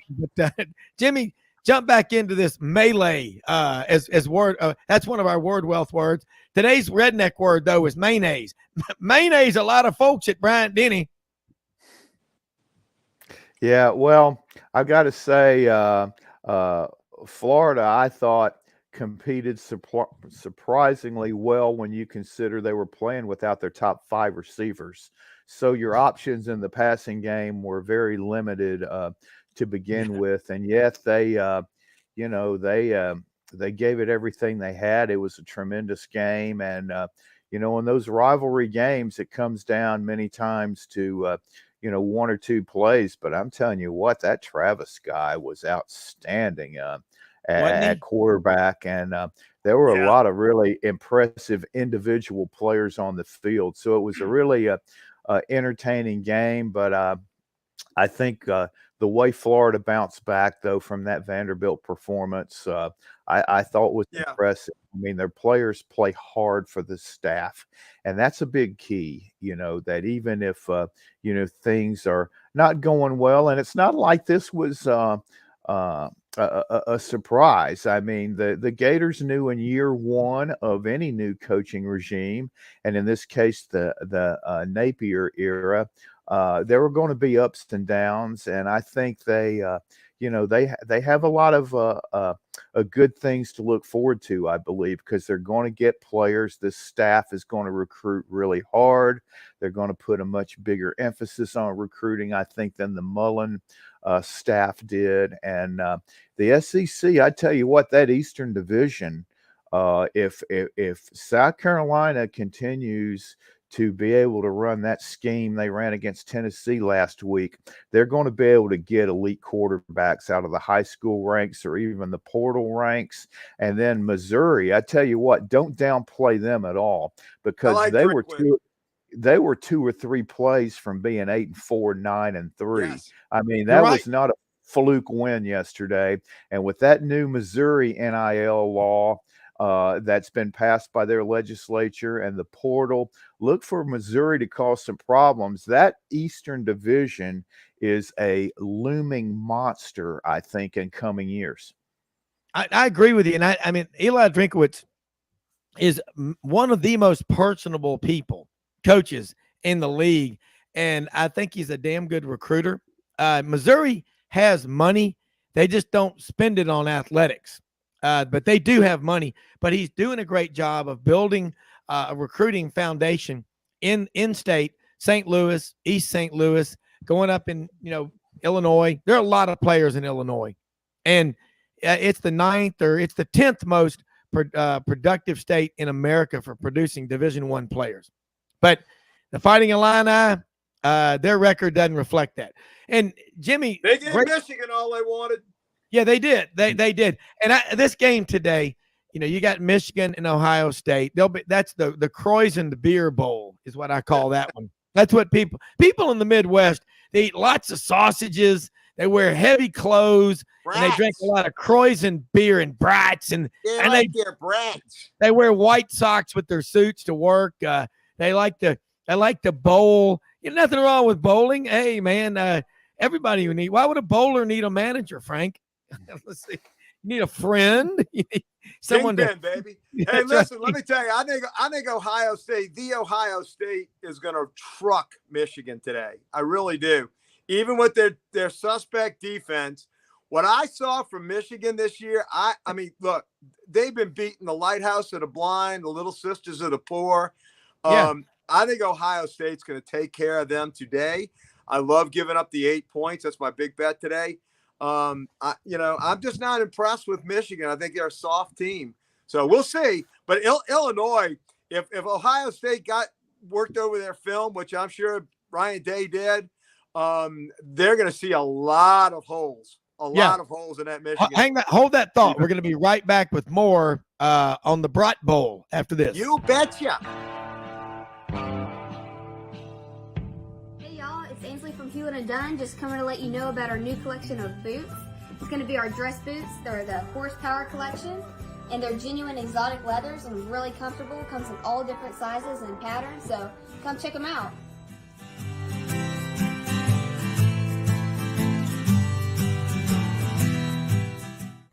Red River Ford and Toyota, located in Wynne, Arkansas. If you're in the market for a new or used car, truck, or SUV, call, go online, or drop by and see them. Located 45 minutes from Memphis, go off the 4-city exit on I-40 and go north about 15 minutes on Highway 1. Easy to work with and still believe in customer service. If you live out of town, they will deliver your vehicle to you. RedRiverFordToyota.com. Just see what they can do. Strengthen your seed zone this spring with quality tillage equipment from House Industries. Located in Cherry Valley, Arkansas, House Industries specializes in manufacturing superior equipment that will minimize your downtime and keep you working in the field. To ensure the highest quality control, all design, fabrication, and testing takes place in a 99,000 square foot manufacturing facility located right here in the heart of the Delta. Locate your nearest House equipment dealer online at houseindustriesinc.com. House Industries, breaking ground. Sidelines with Rob Browne. Talk sporty to me.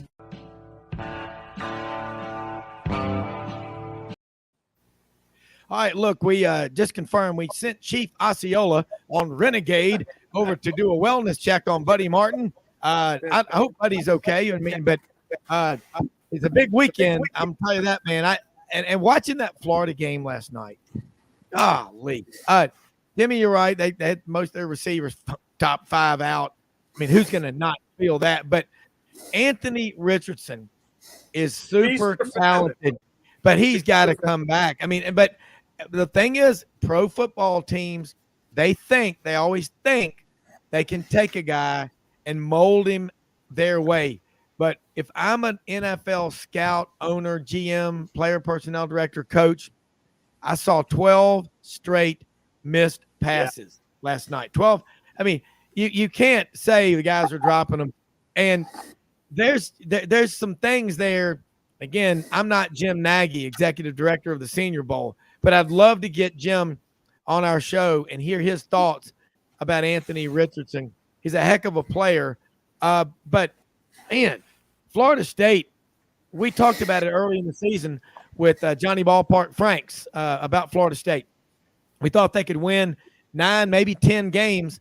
They had a lull where they lost, 3 in a row? Now they won 4 or 5 in a row. And the thing is, they'd won 4 games in a row by 25 points or more. And I don't know the other school in America that's done that this year. It may be Ohio State. Now, Frank, I'm not going to call them TOSU, the Ohio State University. I'm calling them Ohio State. That's another thing that annoys me about those polyester wearing folks in the Rust Belt, man. I mean, and again, the band uniforms, even their band is annoying. Okay, I'm ready to get Jimmy Bell back on here from Big Ten country, but that script Ohio, I mean, it's like it's back in the 40s, man. The Keystone cops out there in those big, broad-shouldered cop uniforms they wear. The Big Ten is the 1940s. I mean, they could film a sequel to Ralphie's A Christmas Story up there, and they wouldn't even need to change the set. It's just the way it is. By the way, there's a new Ralphie movie that came out. I think it's like on Netflix about him being an adult that comes back, and they said it's actually pretty good, right? I love that movie at Christmas. But well, I hope let me tell you, don't scrub it up and make it PC. So I went to an Ohio State-Michigan game in 1990. I was just on in the corporate world with Morgan Stanley, Dean Witter Discover, and I was down in Florida. It was before I had Rhonda, and I was single. And a buddy of mine, his good friend, was an Ohio State grad.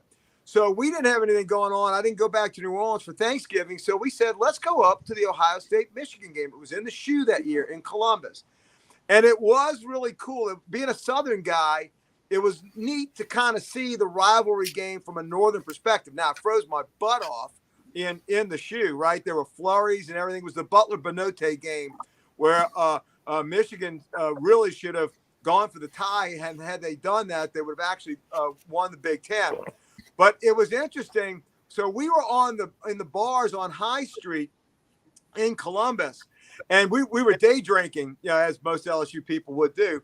And all of a sudden, in rolls the Ohio State band. The band on the Friday of the Michigan-Ohio State-Michigan game, they go down High Street doing like the serpentine Script Ohio through the bars. It was the craziest thing. It was really cool. So to be able to see that rivalry, and it is, it's a great rivalry from their standpoint. Personally, I like Auburn, Alabama better. But it was neat to see that from the Northern perspective. And they play Hang On Sloopy. They do Script Ohio. It was actually pretty cool. I'll admit. They had the big fat tuba guy come out and dot the I. But it was not the passion that you have, in my opinion, that you have in SEC football. It just wasn't there. It was more pageantry than passion. Well, see, right there, Hang On Sloopy. Get out of here. Yeah. Hey, I want some Skinnerd. I want some Jamie Johnson. I want some Led Zeppelin. I mean, they are the 1940s. It really is.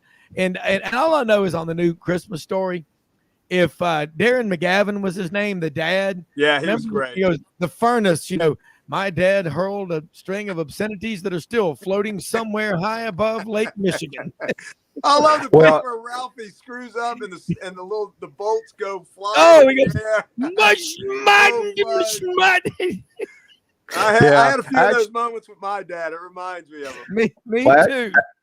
Actually, that's Hang On Snoopy, the dog from Charlie Brown. They started playing. It's Sloopy. It's actually Sloopy. It's Sloopy. It's from the 60s. See, they can't even spell. I think it's the McCoys did it. Yeah. But it's funny because I've had a lot of business interactions with Ohio State and Michigan people, and just cringe by having to admit but they are very similar, They are. to, Hey, look who is here. We've got him, Buddy Martin. Buddy, welcome to Sidelines. And we're sitting there just bashing the Big Ten about all their weirdities and their oddities and all. But, Buddy, don't have long. But, man, talking about that Florida State game last night, let's get your take on it and where the Gators go from here. And there's a lot of questions I'm sure that you can answer. I don't know. Good morning. Sorry, I kept clicking the link and it kept telling me that my browser didn't support this. I don't know what happened, but anyway, yeah. Gotcha. Good morning, guys. Good morning, buddy.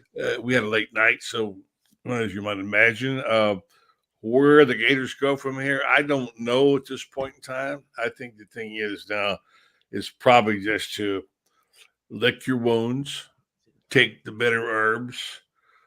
Tough one to lose last night. You can talk about all the silver linings and all the unfortunate things that happened.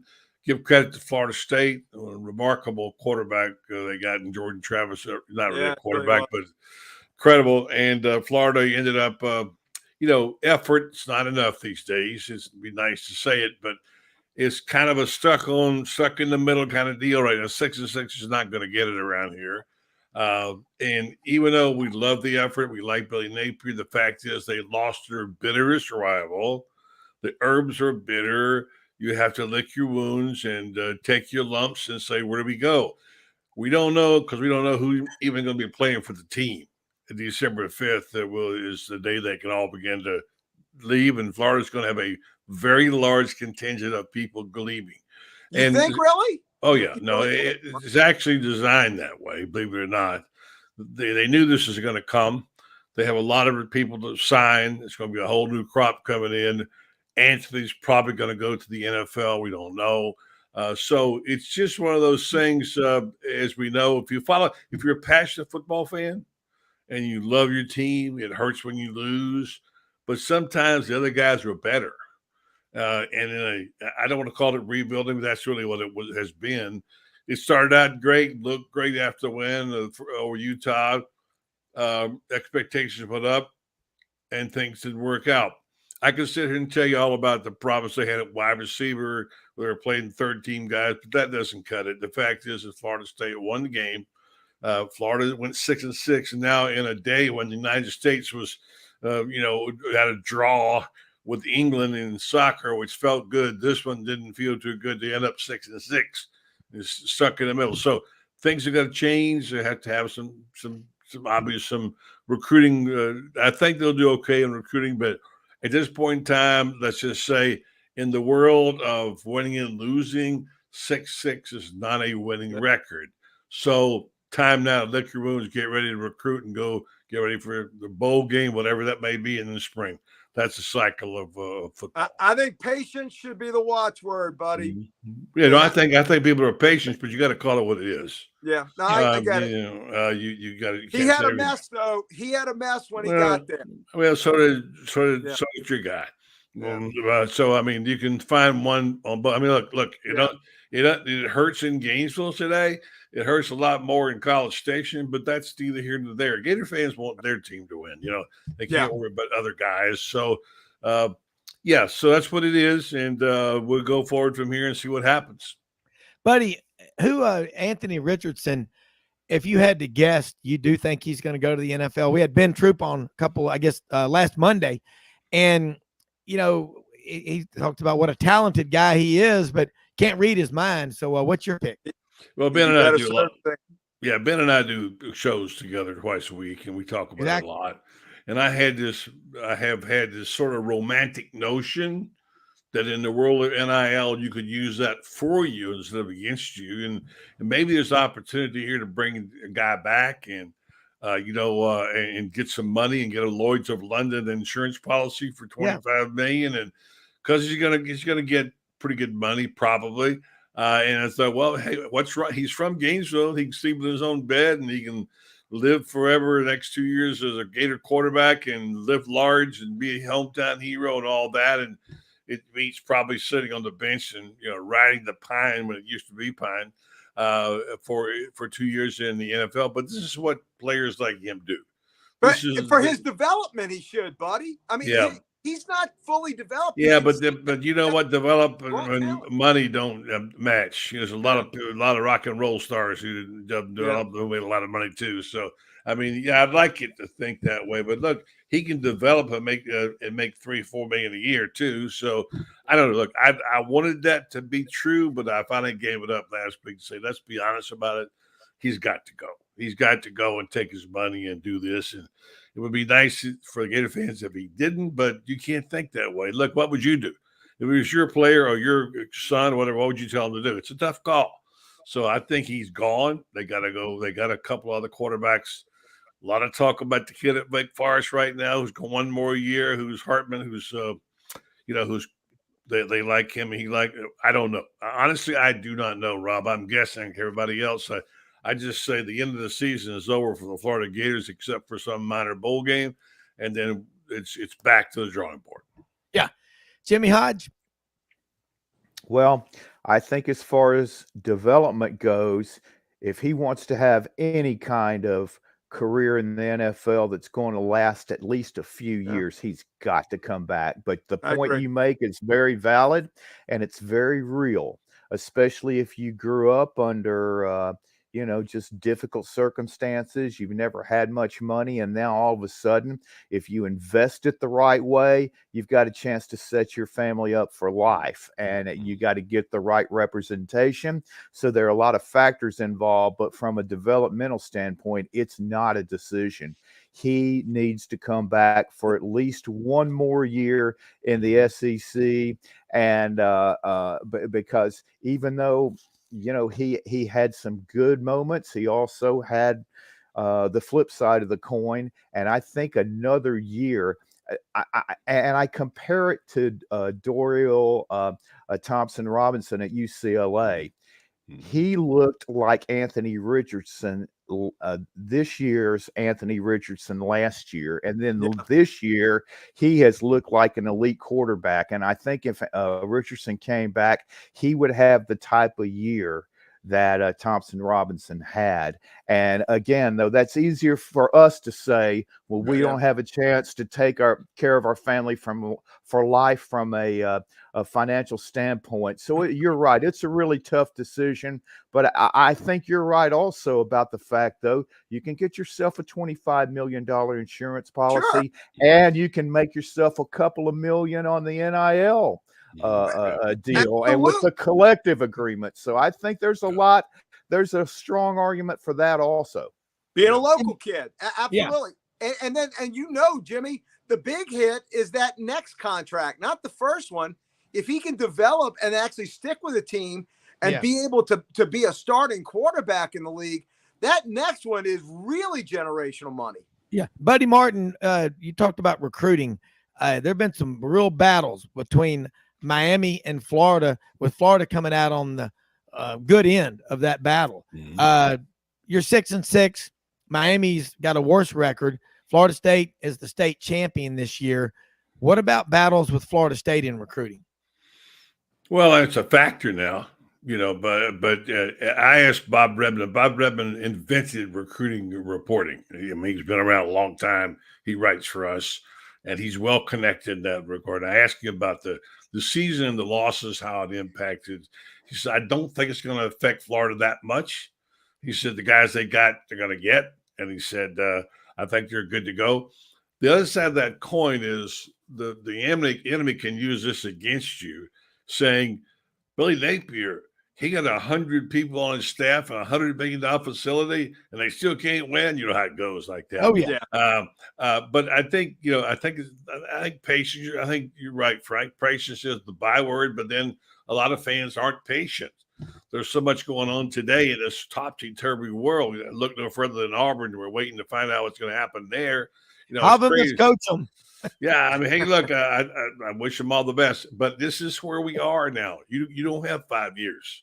What's the old joke about the guy the coach who calls timeout and brings the quarterback over and says, "Look, you got 3 years, I got 2. Okay, on my contract." So that's kind of how it is today. That that you got to do it now. And I think it's unfortunate. I want to say Billy did a really good job this year.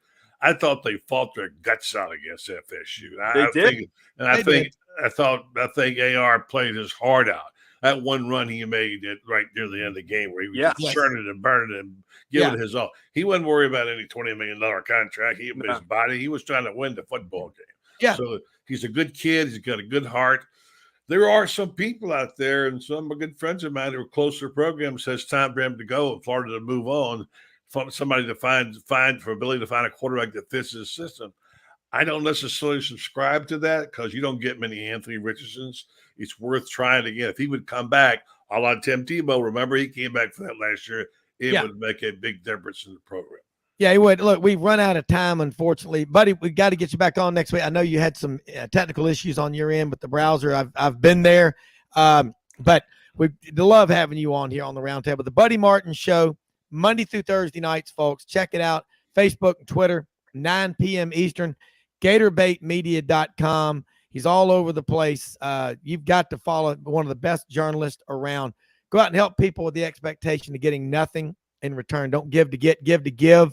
Give to help people, make a difference. And most often we see the face of Christ in the least among us. And folks, we're going to be back with you Monday morning. Got a big show lined up. I need to start getting Ed Sullivan out here, guys. Got a big shoe, as Lane Duggar always likes to hear me say. But we'll be back with you Monday. Always follow us on Twitter at Sidelines_live, 680thefan.com, the podcast park in Atlanta, Kicks 96.3 down Alexander City, Lake Martin, Alabama.